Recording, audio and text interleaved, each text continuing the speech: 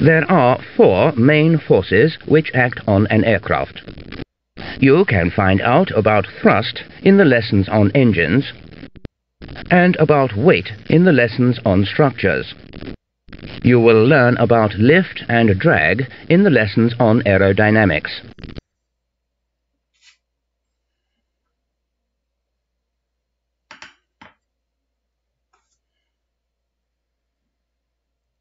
In this lesson you will get a basic understanding of the laws of physics that affect the aircraft in flight and on the ground. These laws are described using the international SI system. The SI system is based on the metric system and must be used by law throughout the world. You need to use conversion tables for the English or American systems. You can find conversion tables in the appendix of most technical documentation. The laws of physics are described by fundamental units and basic quantities. The fundamental units cannot be defined in other quantities. The basic quantities are defined in fundamental units. Speed, for example, is a basic quantity. It is defined by the fundamental units distance and time. Speed, denoted by v, is a distance, denoted by m, over time, denoted by s. Let's see if you know the answer to this question.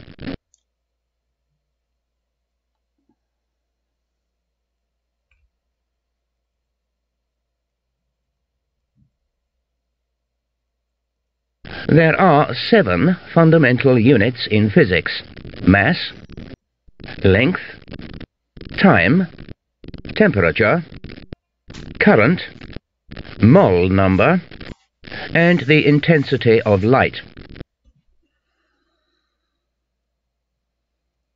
The fundamental units used in aerodynamics are mass, length, time, and temperature. First, you can find out more about mass.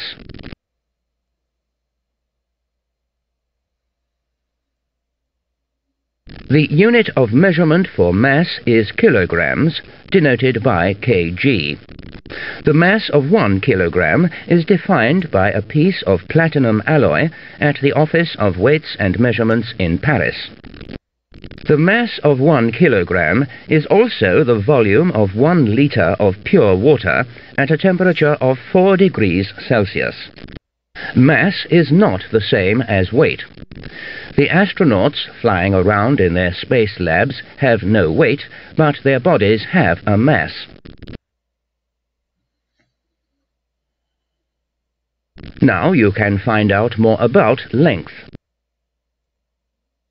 The unit of measurement for length is meters, denoted by m. The meter was established as a standard unit of length by a commission set up by the French government in 1790. A meter is more precisely defined as a certain number of wavelengths of a particular color of light. Next, you can find out more about time. The unit of measurement for time is seconds, denoted by s. Originally, this was based on the length of a day. However, not all days are exactly the same duration, so the second is now defined as the time it takes for a certain number of energy changes to occur in the cesium atom. Finally, you can find out more about temperature. The unit of measurement for temperature is Kelvin, denoted by K. 0 Kelvin is called absolute zero because it is the lowest temperature possible. Let's see if you know the answer to this question.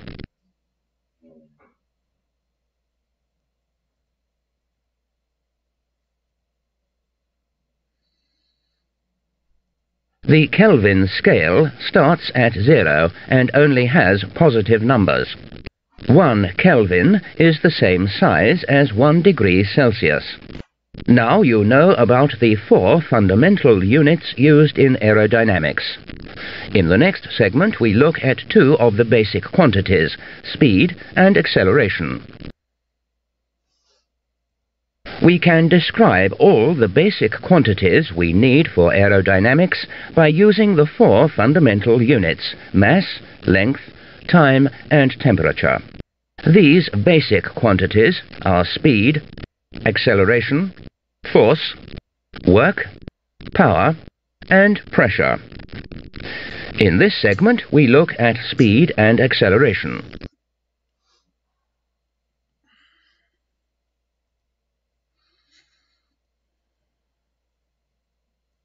We begin by distinguishing between speed and velocity.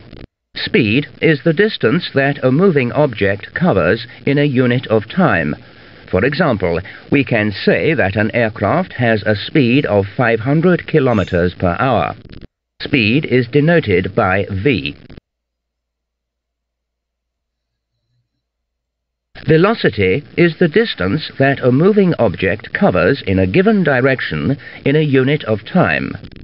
We can say that an aircraft has a velocity of 500 kilometers per hour northward.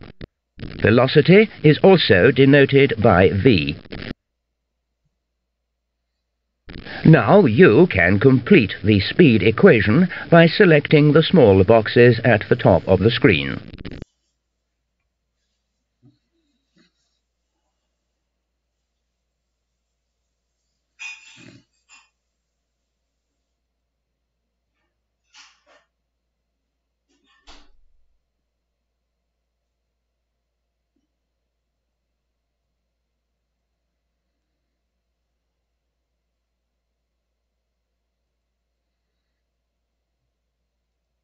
Acceleration is the change in velocity divided by the time during which the change takes place.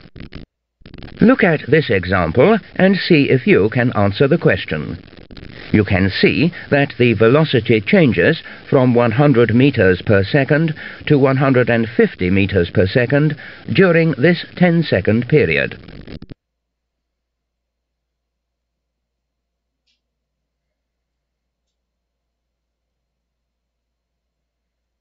In this example, the acceleration is 50 meters per second per 10 seconds. This is equal to 5 meters per second per 1 second, which is 5 meters per square second. Acceleration is measured in meters per square second. Acceleration is denoted by a. Now you can complete the acceleration equation by selecting the small boxes at the top of the screen.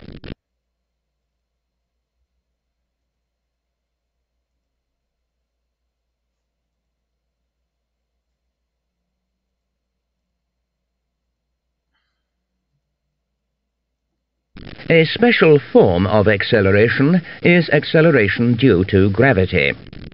An object, such as this ball, which falls freely under the force of gravity, has uniform acceleration if there is no air resistance. You should have no difficulty answering this question.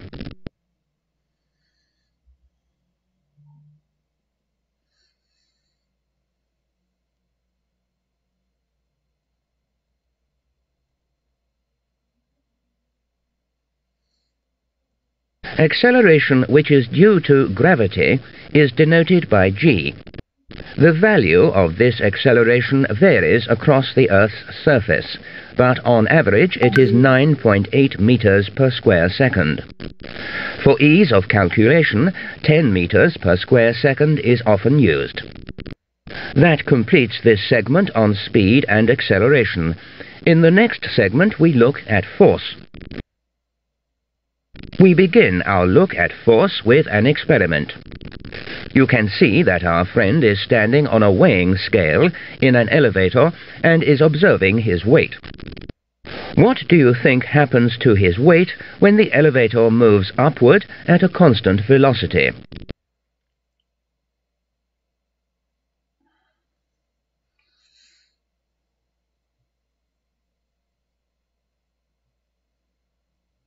There is no change in weight if a body stays at rest or if it moves with uniform velocity. But what happens to the weight if the elevator accelerates as it moves upward?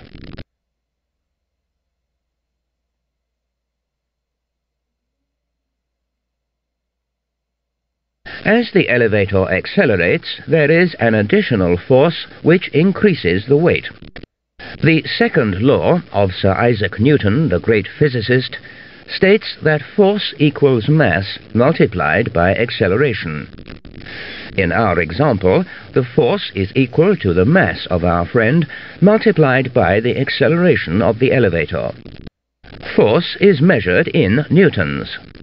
The term decanewton is used in all technical manuals for force and for weight.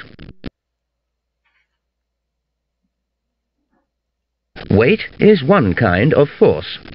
It is mass multiplied by the acceleration due to gravity. You know that gravity is the attraction exerted on any material towards the center of the Earth. Weight is also measured in newtons. Now here's an easy question about our friend in the space lab to end this segment.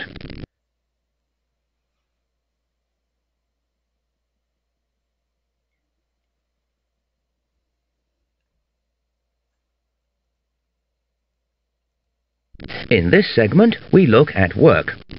Work is done when an object is moved over a distance. It is force multiplied by distance. Work is denoted by the joule and is measured in Newton meters. Now complete this task to see an example of work.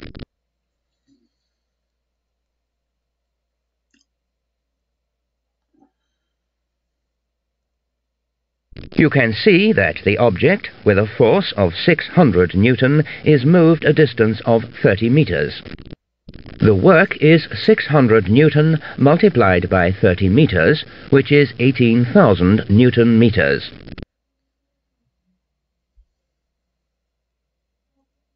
Power is work over time, or more specifically, force multiplied by distance over time.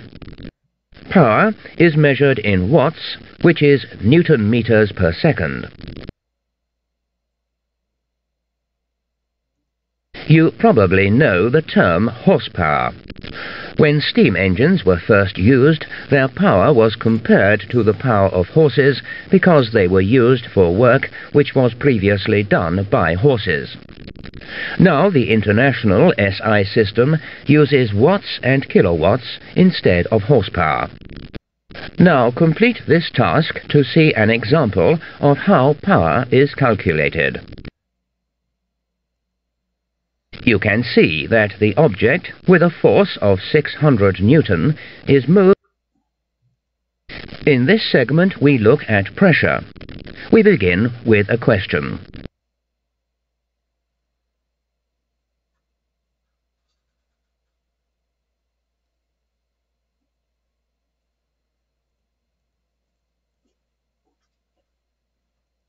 Pressure is the force acting on a unit of area.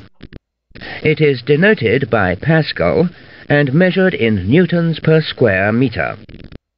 Next, you will see that there are two kinds of pressure, static pressure and dynamic pressure. Static pressure acts equally in all directions.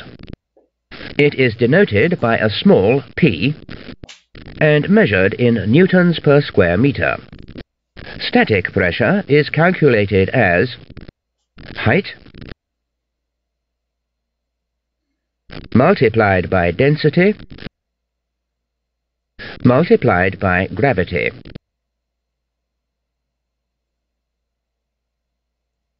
Dynamic pressure acts only in the direction of the flow. It is denoted by a small q and sometimes called q pressure, and, like static pressure, measured in newtons per square meter. Dynamic pressure is calculated as half the density multiplied by the velocity squared.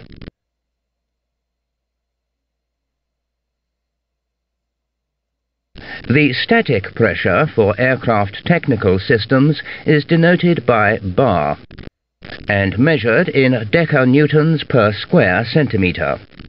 1 bar is equal to 100,000 Pascal. Have you any idea why static pressure is denoted by bar? Maybe it's because we experience a pressure build-up every time we go to a bar. That's all we have to say about pressure in this lesson. Now you are familiar with the 4 fundamental units and the 6 basic quantities we use in aerodynamics. Next, we look at the speed of sound. Sound waves are the same as pressure waves. Let's see what happens when you ring the bell.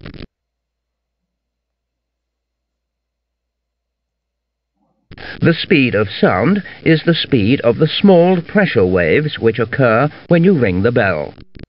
The speed of sound is denoted by A. You can see the simplified equation for the speed of sound at the bottom of the screen. The number 20 is an approximation of the total of all the relevant constant values. And T, for temperature, represents the only variable value. Note that the temperature must be expressed in Kelvin. Now you know that the speed of sound depends on the temperature.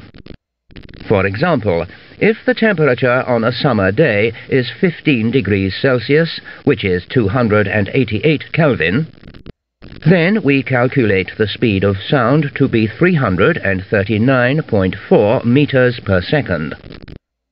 If the temperature decreases in winter to minus 50 degrees Celsius, which is 223 Kelvin, then the speed of sound is 298.6 meters per second. Now think about this question.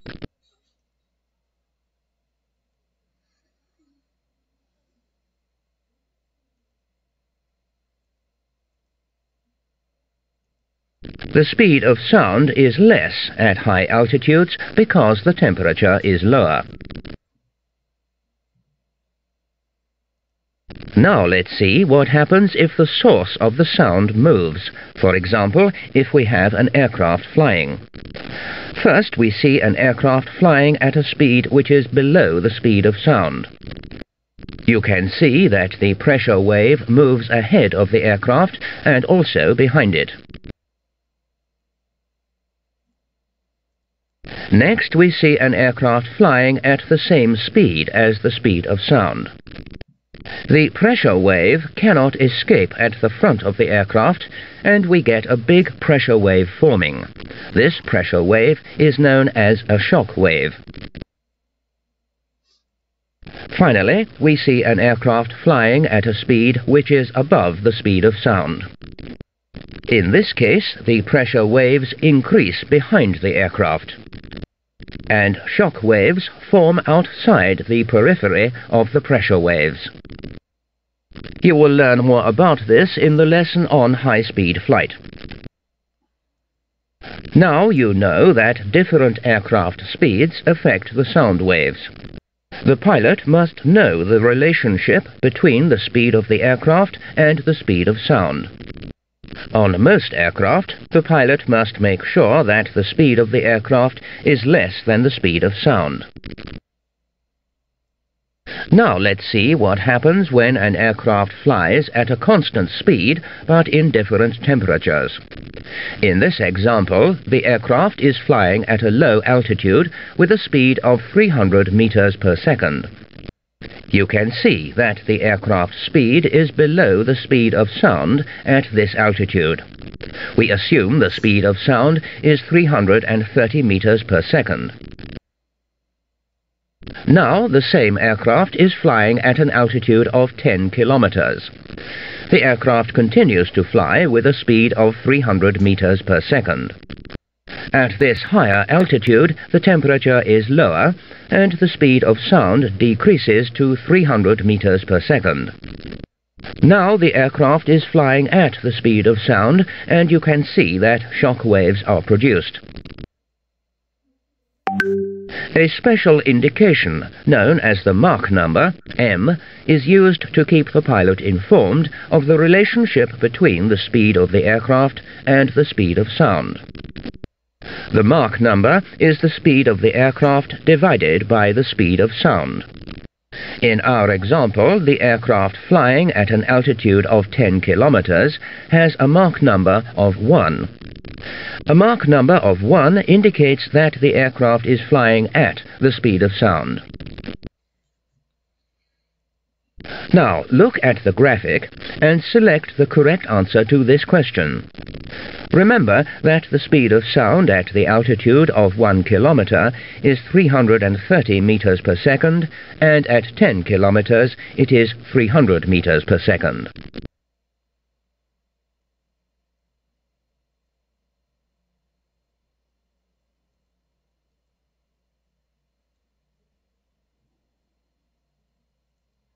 These graphics illustrate the three sound regions which are defined. In the transonic region, some speeds around the aircraft are below the speed of sound, and finally we have the supersonic region. Here, all speeds around the aircraft are higher than the speed of sound. This is To understand aerodynamics, we need to know something about the atmosphere where flying happens. The atmosphere is the whole mass of air extending upward. Air is a mixture of several gases. Pure, dry air has approximately 78% nitrogen, 21% oxygen, and 1% other gases such as argon and carbon dioxide. For practical purposes, it is sufficient to say that air is a mixture of 4/5 nitrogen and 1/5 oxygen. The atmosphere has many layers. The troposphere is the lowest of these layers. In the troposphere, we have clouds and rain and many different weather conditions.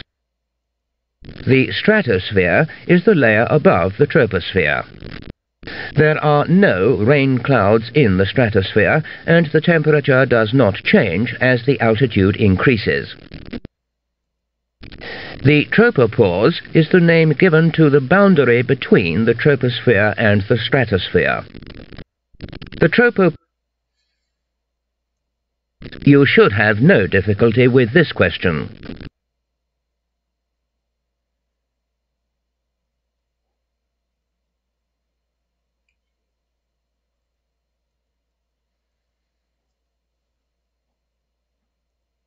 You know from watching the weather forecast that temperature